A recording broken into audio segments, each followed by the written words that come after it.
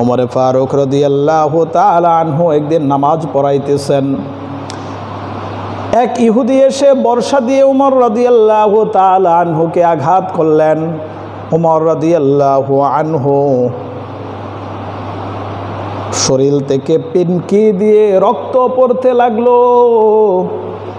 যখন তিনি বুঝতে পারলেন আর দাঁড়িয়ে থাকতে পারবেন না, তখন তিনি আব্দুর রহমান ইবনে আউফকে টান দিয়ে পেছন থেকে সামনে এনে নামাজের জায়গায় দাঁড় করে দিলেন।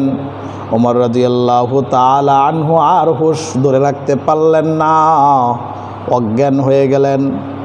যখন তিনার হুঁশ ফিরে এলো, কেউ একজন নামাজের কথা বলল।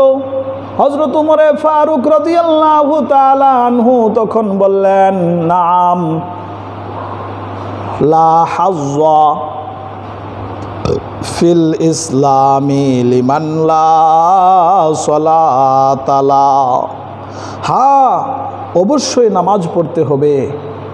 যে নামাজ পড়বে না তার ইসলামে কোনো অংশ নাই। মুসলমান আর কাফেরের মধ্যে পার্থক্যকারী হচ্ছে এই নামাজ।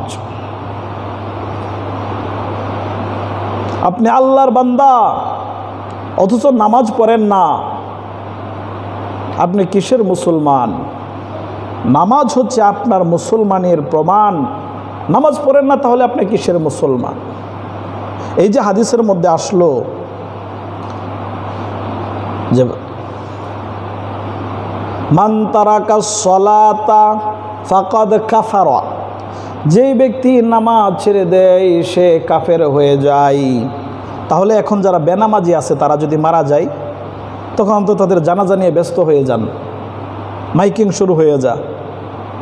তাই হাদিসে যে আসলো লা হাজ্জা ফিল ইসলাম লিমান লা সালাতা লা, যে নামাজ পড়ে না, যার নামাজ নাই তার ইসলামে কোনো অংশ নাই।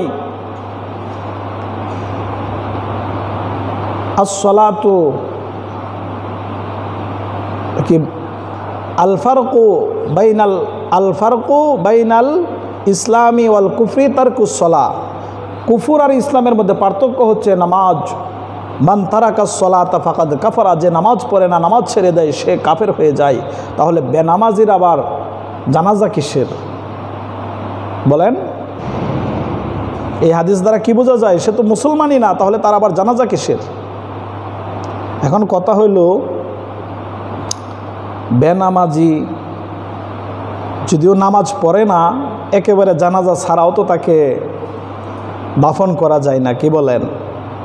তো হ্যাঁ, জানাজা করবেন, কিন্তু বেনামাজির জানাজা বেনামাজি দিয়ে দিবেন। বেনামাজিরাই বেনামাজির জানাজা পড়বে। কারণ যে লোকটা দুনিয়াতে বেঁচে থাকতে তার নামাজের প্রয়োজন পড়ল না, মরার পরে তার কিসের একবারে নামাজের জরুরত পড়ে গেল? বেঁচে থাকতে আল্লাহ পাক তাকে হুকুম করছে 5 ওয়াক্ত নামাজ পড়ার জন্য, কিন্তু সে কোনোদিন নামাজ পড়ল না।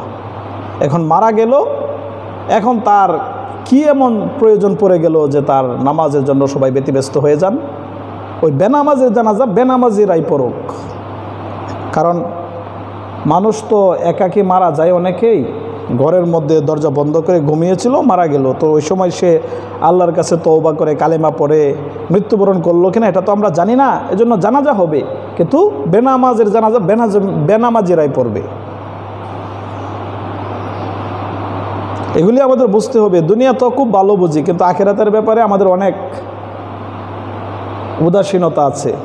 একজন মানুষ বেঁচে থাকতে তার উপরে কোরআন পড়া ফরজ।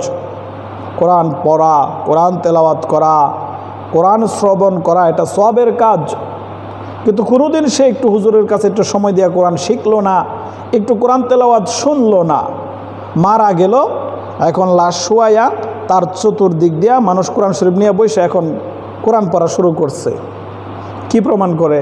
যে সারা জীবন ব্যস্ত ছিল দুনিয়া নিয়া, সময় ছিল না কোরআন শোনার, এখন মারা গেছে, এখন ওই লাশের এই কোরআন শোনাইতেছে। এখন তো আর ব্যস্ততা নাই, এই জন্য তারা কোরআন শোনাইতেছে। এটা বেদাত।